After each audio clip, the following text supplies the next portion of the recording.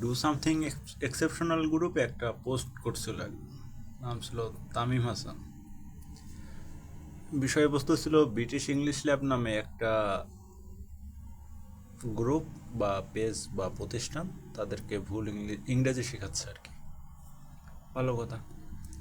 প্রথমে চ্যাট দেখতেছিলাম যে কি কি করছে তারা, কনভারসেশন কি কি হয়েছে না হয়েছে।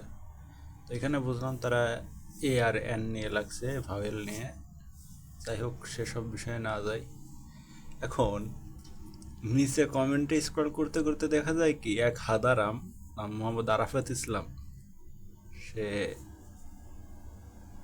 কমেন্টস করছে। এখন কমেন্টসটা কি এটা আপনারাই দেখেন।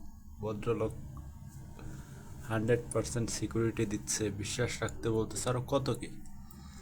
ভালো কথা। আমাদের তার বিষয় আশয়কে একটু দেখে আসা উচিত। গেলাম দেখতে। ভদ্রলোকের 21 জন ফ্রেন্ডস। ভদ্রলোক কোনো এক বিশেষ মনীষীর ছবি লাগাই রাখছে তার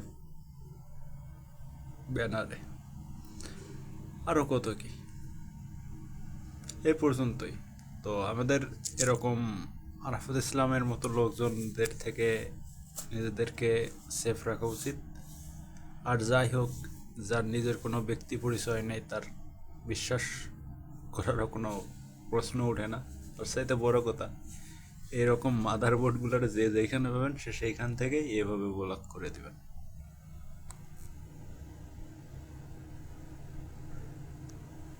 ডান। আর এরকম কোনো মুভিজের কোনো কমেন্টস, কোনো পোস্ট, কোনো ইন্টারেস্ট আর দেখা লাগবে না আশা করি।